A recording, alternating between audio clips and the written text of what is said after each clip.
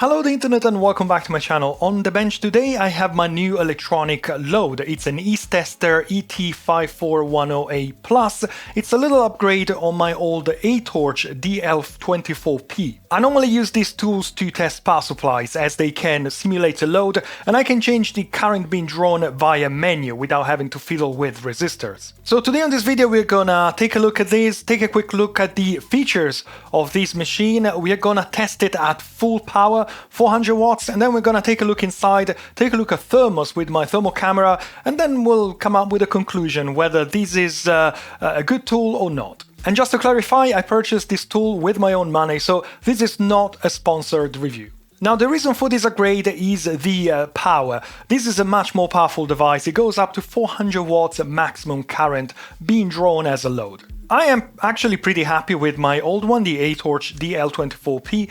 It's pretty inexpensive. If I remember right, that was about £40 when I purchased it. It's pretty nice. Obviously, it's built as a budget. It comes with a PCB where you can touch things.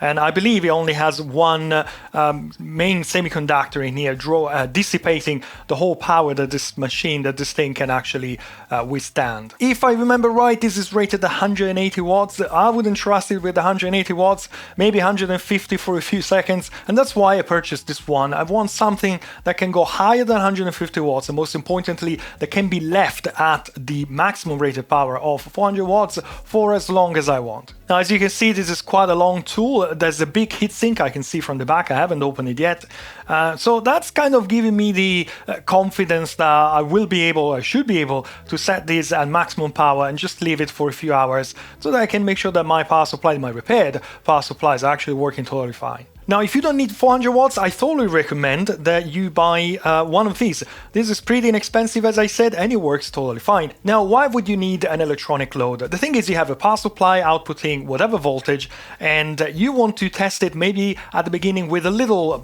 current, say 1 amp. What you need to do, what I normally do, I get my phone, there's an app that helps you with Ohm's law, and you find out what kind of resistance you need in order to get the required current out of the power supply. This is the app I'm using. It's called Electronic Engineer Helper, and there's a little Ohm's law calculator here. I need to know the resistance that I want to use.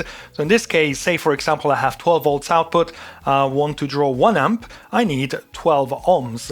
And how do I do that? Well, you need some resistors. This is a box of high power resistors that I've got. I've got 8 ohms, I've got 2 ohms, 15 ohms. I don't have a 12 ohm resistor, so I'll have to come up with something. Then obviously these are rated for, this is a 50 watts resistor.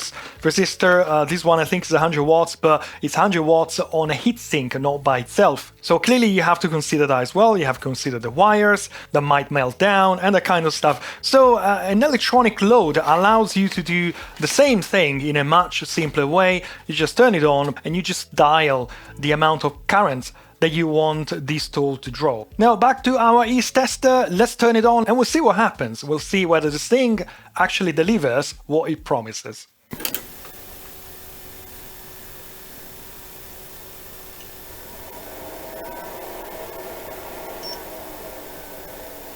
The unit starts and it has a fan inside, which is, I think it's multi-speed, probably a couple of speeds, maybe more than that.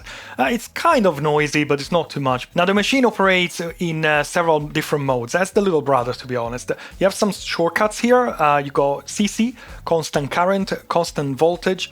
You have, if you press mode, you have other modes that you can select, like constant power, constant resistance. And you also have the transient check, the short circuit test, the LED test, the battery test.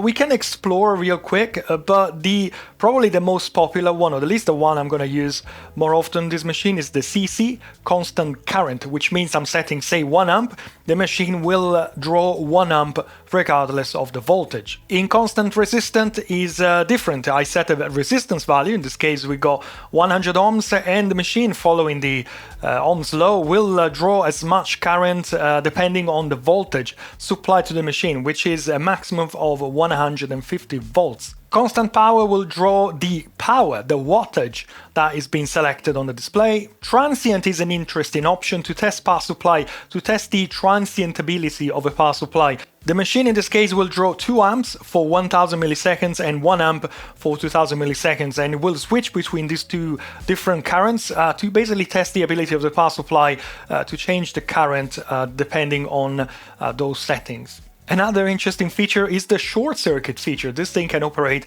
as a short circuit. There's a limitation of 42 amps.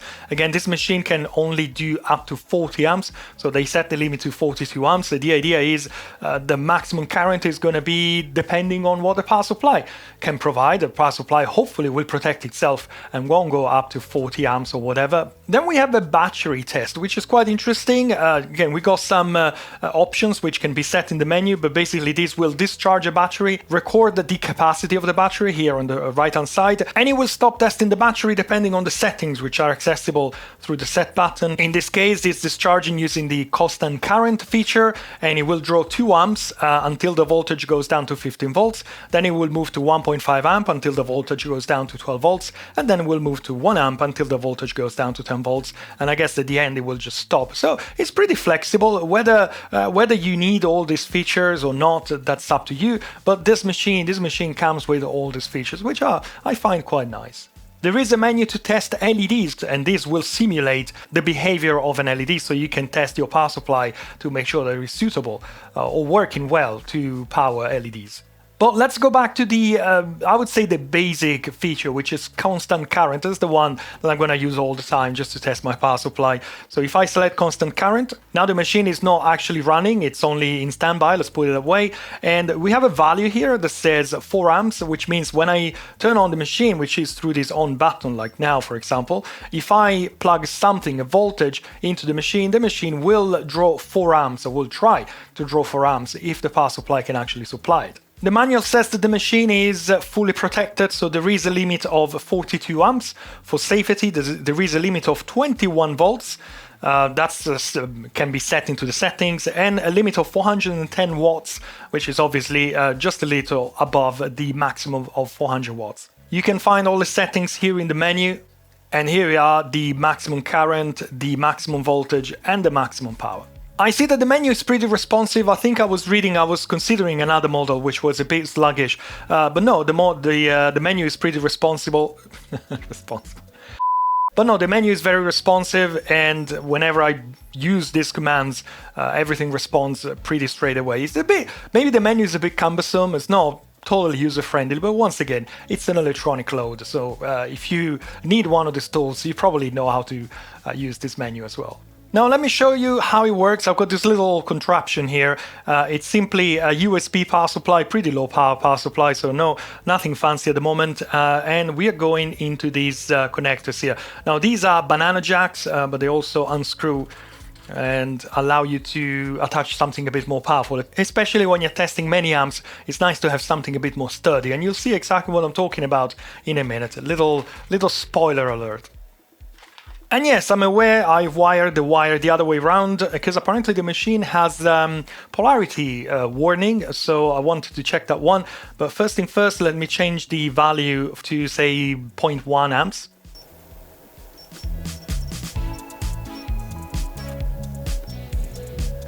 And let me turn on the power supply. 3, 2, 1, go. There we go. We got an RV, you can barely see that. Which means reverse polarity, and it doesn't read any voltage here because of course the polarity is reversed. So let's turn it on again. 3, 2, 1, go. And we have 5 volts. It's a very low power USB power supply, and if I tap on, there we go. Now I've got 0.1 amps being drawn, or 0.53 watts. I would say let's find out what this little power supply can do. Again, I think it's no more than 2 amps.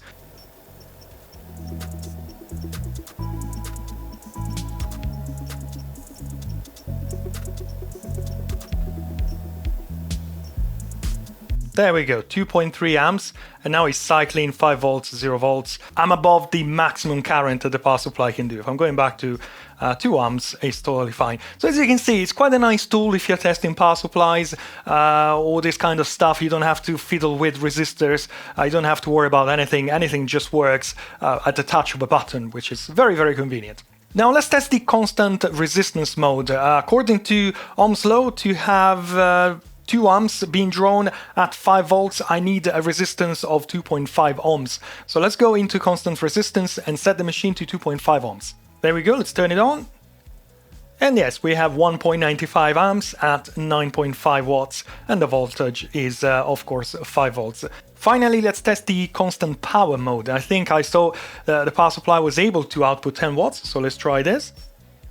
Yeah, we got 10 watts, 2.06 amps at 5 volts. What I'm showing you now is nothing that this little machine here cannot do. If you need something like this at low voltages, low amps, low currents, this machine, the A-Torch, is totally fine. I thoroughly recommend it.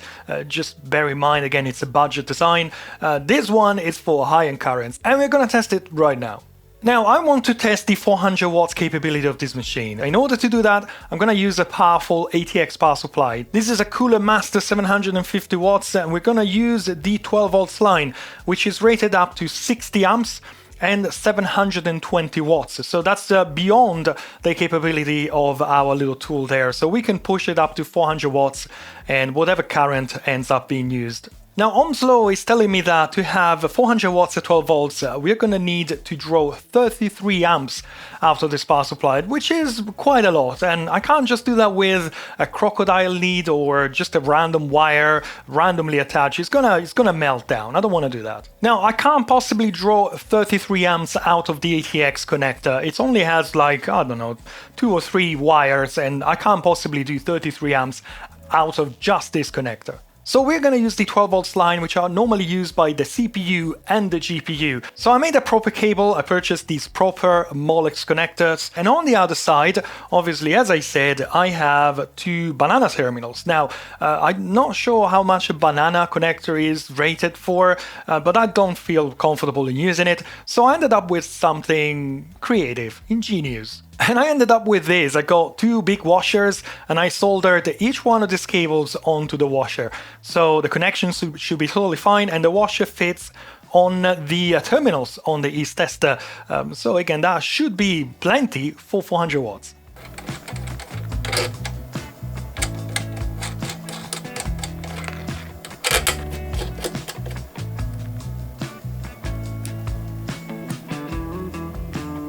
Alright, I'm ready to start the test. What I've got the 12 volts line connected to the ET5410A+, and I have the 5 volts line connected to my A-Torch. And I'm gonna draw like, not much, probably a couple of amps, just to keep the circuit alive and make the power supply happier. I'm using this little contraption I purchased from AliExpress some time ago. I thought I could actually do this test using this. This is a toy. It's completely a toy. It's very useful. It's very inexpensive, probably a couple of quid. That should have suggested that probably was going to be a toy, but it's quite nice. It's a breakdown board, but it's really, really flimsy. So just keep that in mind if you want to buy this one. So don't use this one for high current testing, but just to get out some 5 volts and a couple of amps is totally fine. Most importantly, there is an on-off switch on the breakout board, so I can turn off and on the power supply from here. Let's turn on the power supply, 3, 2, 1, go. There we go, we got 12 volts on the East tester and 5 volts on the little A-Torch. So let's set a couple of amps on the A-Torch, and we got 10 watts out of the 5 volts line, which I think is totally fine to keep the power supply happy. Now let's turn on the East tester. There we go, we got 24 watts being drawn. Let's go up to, I don't know, something like 100 watts.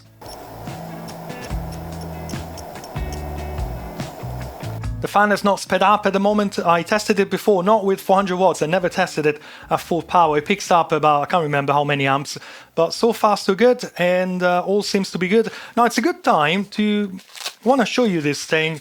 It's a little tester, actually it's a current clamp that was sent by Zoe. This one I got it for free, but I didn't ask for it.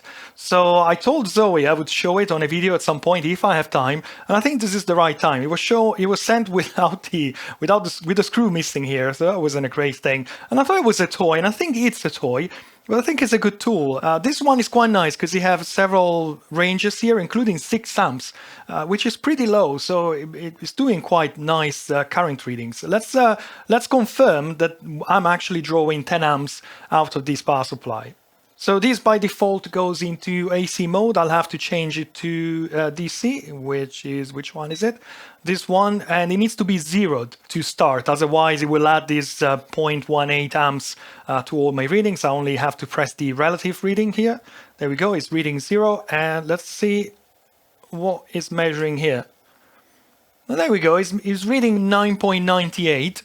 And my tester here is reading 9.97, so it's actually, pretty consistent. Obviously, neither of these is a reference tester, so I can't really say, but it's quite nice. My other clamp here is an X-Tech, it's pretty old, and something must have happened to it, because if I'm setting it to DC mode, it's reading 2,900 amps. It's also saying low battery, so maybe that is the reason. But it's never been very accurate. I really never liked it. I don't like X-Tech tools. I purchased them and then I regretted buying them. So no, I don't like them. My opinion, so maybe they're the best tools on the planet. Now, before we continue, this has been running 120 watts for a little while. I don't feel any issues. The air is pretty warm at the back. Let's get the thermocouple and double check the temperature of the exhaust. And the temperature of the exhaust is 40 degrees. So far so good. Let's go to 200 watts.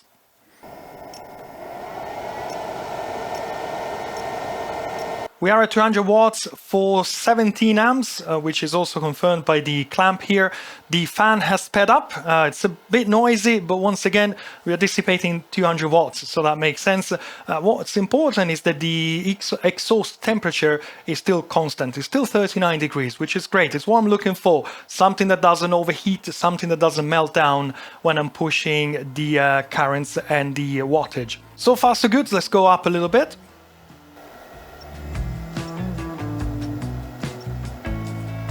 And we reached 400 watts. This fan hasn't sped up even further, so I guess this is the maximum speed. We got 33 amps on the tool. My Zoe is reading 34. So far, so good. The exhaust temperature is 50.89. It's actually increasing pretty fast, I would like to say. But so far so good. Too bad there's no way to see the temperature reported by the tool itself. But so far so good. We're running at 400 watts. It's quite a lot, at least for my idea of electronic load. I'm used to something much smaller. So this seems to be working totally fine. Now I want to leave it there for a little while and make sure that nothing nasty happens. Alright, I think this electronic load has been running for about 20 minutes. I think the temperature more or less has almost stabilized. I think it's still climbing a little bit, but very slowly. It's about 66 degrees, which is quite a lot, but once again, this is dissipating 400 watts, so obviously the heat has to go somewhere.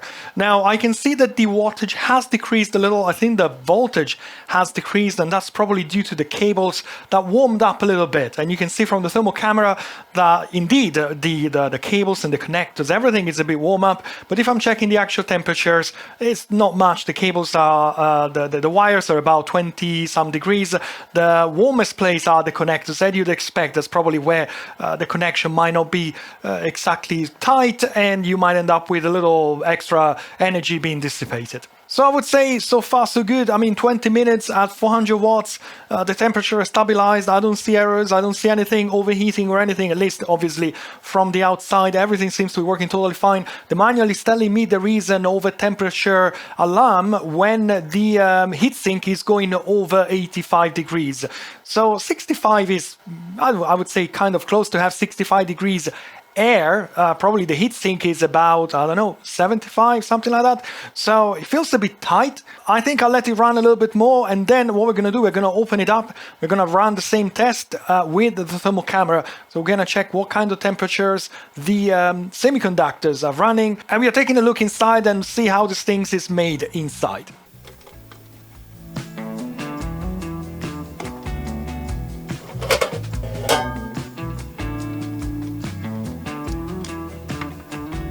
The tool is open, and unfortunately I immediately see, I don't want to call it a problem, but definitely something which is not ideal. And it's grounding again. Ground is coming through the IC connector, and it's connected to basically a screw of a small power supply, which is then supplying, I guess, the electronics, the controlling electronics of this tool. That's it. That's where the ground ends. So the ground to the other panels relies on the screws which are attaching the panels together. But the panels are painted And honestly, I don't think that's going to be enough. Ideally, you want the ground to have a star connection, so you have multiple wires, or at least from one panel to another, you have a little lead with a little connector that ensures 100% connectivity. Because as it is right now, it really depends on how well the screw is making contact through the paint applied at the factory, which is not great. And I confirmed this with my multimeter, so there is continuity to the screw here. But if I'm going to the bottom panel, which is connected to a ground wire coming from the PCB, I think, there is no continuity. There is no continuity to the heatsink. And well, the front panel is made of plastic, so there's no big deal. But I'm wondering whether this earth cable is coming from, if I don't have continuity with earth, coming from the main socket. Now, if I see that right, this is a varistor, and it's connected between the positive coming into the unit to ground, but ground is wired to this panel, and the panel again is only connected via screws to the actual ground of the unit. So this is a safety device in case I guess the voltage is too high, but the ground should be better connected. If the ground is not connected, the varistor basically is not working. So if you overvolt this device, there's no protection there. So this is quite, unless I'm mistaken, it's quite an oversight from the manufacturer. I'm not really happy to see this thing. This is painted, so it basically makes connection through the threads of the screws, which is not great. Again, as a minimum, I need to sand that part and make sure that the actual lug, the crimp, is connecting to the panel itself. That's better. Also, the cover is basically not earthed. I mean, it is, but through screws, and this thing is completely painted. So no, I'm not really happy with this. I was totally not expecting to see such a big mistake when it comes to grounding. It's basic stuff. It should be, in 2025, should be better. In any case, the bottom part has the controller. There is an ARM processor here. It's a GD32F303. It's a 32-bit microcontroller from Giga Device, built on the ARM Cortex M4 core. That's what Google says. So we got this little ribbon cable is going to the front panel. I'm assuming we have some voltage regulator here. Nothing is erased, by the way, which is great, so we can actually see how this is built. And we have in total 6 semiconductors for these 400 watts. These are IR-FP250N, and Google says these are N-channel HEXFET power MOSFET, and they are rated 200 volts and 30 amps. We have 6 of them in this device, so 400 watts, and we have 6 ICs rated 30 amps each. Now, I'm not entirely sure how this works. Are they working in pairs or whatever? But compared to the cheap one that I showed you, where you only have one IC, this is probably designed to deal properly with those 400 watts. This is where the low voltage is coming from, that little power supply that we've seen on the other side, and this is where the fan is connected, and everything else seems to be done in a reasonable way. There is a USB port, by the way, on this device. It says for remote control. This device has some features which basically automate some tests, some checks. So ideally, you control it via USB. And I think there is an option for RS232 and RS485. And the top of the unit is even simpler. You only have the semiconductors, which are connected to the bottom board via a couple of very chunky wires. And then you have the 220, the mains voltage, going to, surprisingly, to the main panel. So the switch at the front is actually switching mains voltage. I don't know. It's a bit, you got this. If you think about it, it's not great. You got the mains voltage more or less touching one of these ICs. It's fair enough. There is an insulation. Maybe it's not the best design. What do you think about it? I think this could have been routed differently. I really don't like the fact that we got basically mains touching one of these ICs. And honestly, I'm not entirely sure I like the idea that I'm actually switching to 240 here in the UK or 110 somewhere else. Let me know what you think about it down in the comment section. I'm quite curious. Let's power this back up. Let's go back to 400 watts and let's see what kind of temperatures we're getting, at least on the top. So things are looking a bit toasty with this device. With 400 watts being fed into the unit, which is the very maximum that this unit can deal with, I have temperatures up to 110 degrees on the last transistor here, which is the furthest away from the fan. So the heatsink is going to be cooler here and warmer here. I'm getting something like 90 degrees on this transistor and 108 degrees on this one. Now that is the case temperature, and what we care about is the junction temperature inside the transistor. The datasheet for this transistor says that there is a 0.7 degrees per watt between the temperature of the case and the temperature of the junction. Now with 400 degrees being fed into this unit, each one of this transistor is dissipating around 66 watts. So 66 by 7 is 46 degrees. That means that the junction inside the transistor is going to be maximum 46 degrees hotter than the temperature on the case of the transistor itself. So if I'm measuring 108 degrees on the case, the junction inside is going to be around 154 degrees, which is a lot,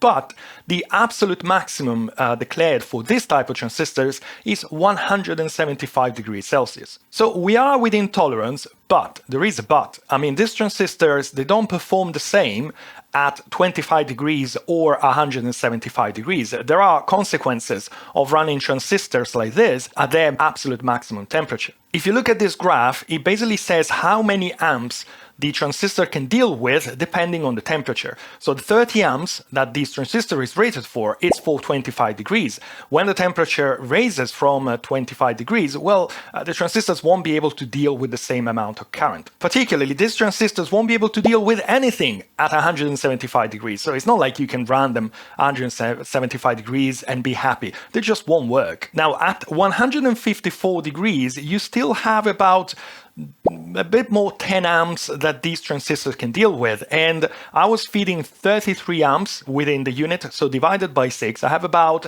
5.5 amps per transistor. So we are within the amount of current that these transistors can deal with, but I would say just. Now, once again, this is when running the unit at full power, 400 watts, but it's a bit tight.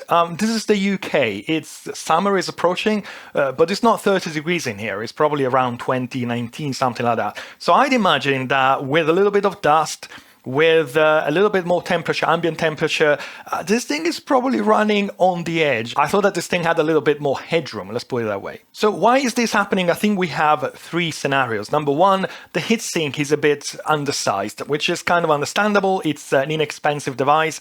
Aluminium is expensive, so that could be reason number one. Number two, the fan could have had a higher airflow maybe, and we can look into that. Number three, maybe the thermal paste is not great, it's not the best quality under these transistors. So I feel like tinkering a bit today. I'm hoping I'm not causing any damage, but I think the first thing I'd like to try is to replace the thermal paste on these transistors. I have MX4. It's not the best, but I think for this application, it's totally fine. So I'm going to remove these top boards and the 3 transistors and reapply the paste. The other thing is, I think I would have liked to see some spring loading mechanism on here, not just one screw. By the way, I mean, without a washer or anything, I might want to replace the screw with a longer screw with a washer and a split washer, so there is always a little bit of pressure applied. But first thing first, let me disassemble this top screw and we'll see what happens under those transistors.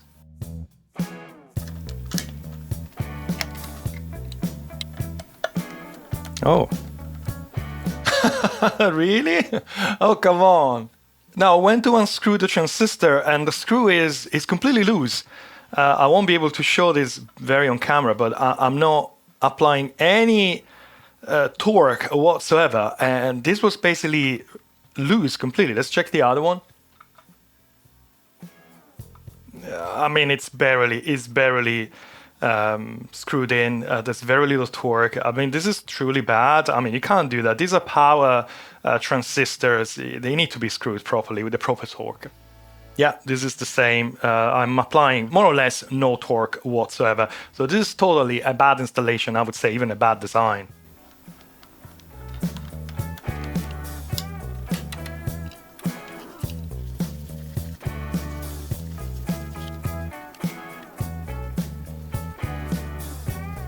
I'm going to replace the existing screws with something slightly longer. It's no big deal. It's an empty heatsink inside because I want to install a washer like this and also a split washer, which I don't have at the moment. So I'll place an order. When you're fixing things which are warming up and cooling down, and eventually I think without some spring loading mechanism, the screws will just come off.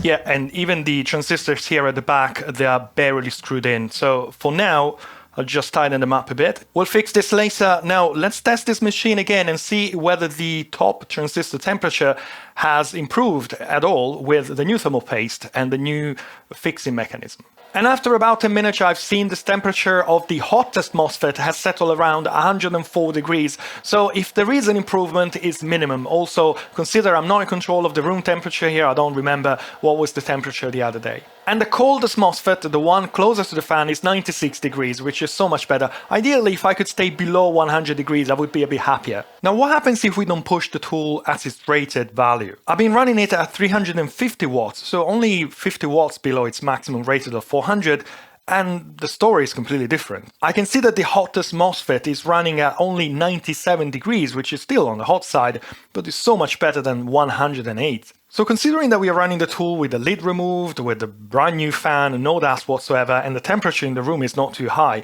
so this is more or less like a best case scenario, maybe we should really consider this electronic test at 350 watts instead of 400. But anyways, let's see whether we can do anything to squeeze something more from its current cooling performance. So the next step is to look at the airflow. This is an 80 by 80 fan and I feel it's working pretty well, but I'd like to measure the airflow with an anemometer. Then we'll take the fan off and we'll check what the label says. Maybe we can find the data sheet, and then I have a contraption, which I'd like to try on this machine just to confirm whether a higher airflow can actually help before I start investing money on different fans, which are not cheap if you want something of good quality, good airflow. This is an LH brushless fan model 8025B 4500 RPMs, and I've got it plugged into my bench power supply, and actually I think the airflow is actually pretty high.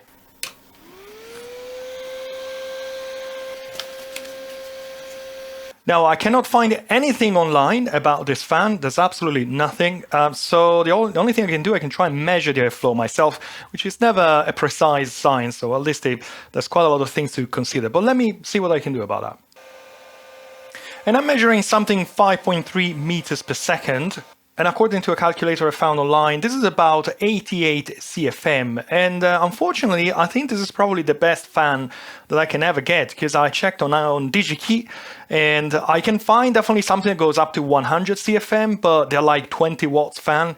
This is only a 4 watts fan, so it's not something that I can plug and play on the existing circuit. And most importantly, it's like 10,000 RPM fans. It's going to be stupidly noisy, and I'm not sure it's what I want. But right now that the fan is disconnected from the tool, I'd like to use my super contraption here, my super fan, and see whether a higher airflow is improving the temperatures. I'm totally expecting that to happen, but I'd like to see that with my eyes. This is 120 millimeters, 8,500 RPMs, 40 watts for a maximum airflow of 256 CFM. So this sounds like a jet engine. Let me run it at full speed and you understand what I mean.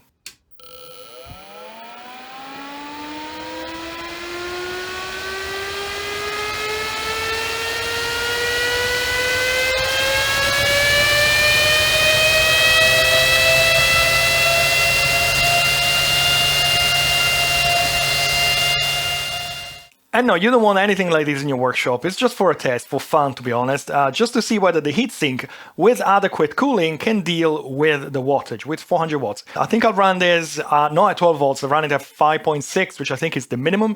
And, we'll see what kind of temperatures we're getting, and we'll move from there. And with the fan running not at minimum speed, I turned it up to 6.46 volts. I think the hottest MOSFET has stabilized around 92 degrees, which is so much better than before. The coldest MOSFET is reading 85 degrees. I don't know, obviously, if you increase the airflow massively, any heatsink will do. To me, it looks like the heatsink probably is on the small side, and yes, you can install something like this, but obviously this is not a practical thing to do. I cannot measure the voltage of the internal fan right now because the connector is at the bottom, but it feels like it's running at full speed, so I don't think that's an improvement that we can do. And it looks like we're a bit stuck, because this seems to be one of the best fans that you can find, thankfully. And obviously we can't have something like this, so is there an option to improve on the thermals of the unit without having a jet engine attached at the back of the unit? Let me try one last thing. If upgrading the fan is not an option, well, what's going to happen if I just add another fan at the back? I don't think it's going to work, because, it's not that simple. You have lots of turbulence because you have a grill here at the back. So I'm just plugging these, that's the only 80 by 80 fan that I have. It has a decent airflow, not as good as that one. I'm just sticking it here at the back and see what happens, whether it improves things even slightly or it doesn't change absolutely anything. And we've now reached 100 plus degrees. I don't really think this fan is doing anything. If anything, it's actually probably making the situation worse. Probably as a minimum, I need to have an identical fan or a more powerful one. Otherwise, I'm not sure this is going to work very well. Also, bear in mind the temperature here in the room is getting a bit higher. I had to turn on my air conditioning unit. So again, take this test with a pinch of salt, because some parameters are changing. So they're not rocket science. Now, let me turn this off and I'll do a quick recap. So let's draw some conclusions about this tool. Do I like it? Do I recommend it? Well, first thing first, if you decide to go with this tool, there's some things that you must do. Number one, you need to sort out the ground. Every metal parts on this tool must be grounded with a little cable, with a little lead that comes from ground. You cannot rely on screws, especially if the case is painted. I'm sorry, it's tester, but it doesn't work like that. And particularly the bottom panel, which we've seen, it has an important role in terms of over voltage protection. For the top panel, you can just use the handle screw. You need to scrape the paint from these posts, attach a lead with a little crimp terminal, and then attach the other end of the lead where all the grounds are coming here by the power supply. And once you've done that, you need to sort out these mains wires here. They can't touch the MOSFETs, especially if the MOSFETs are going 105 degrees.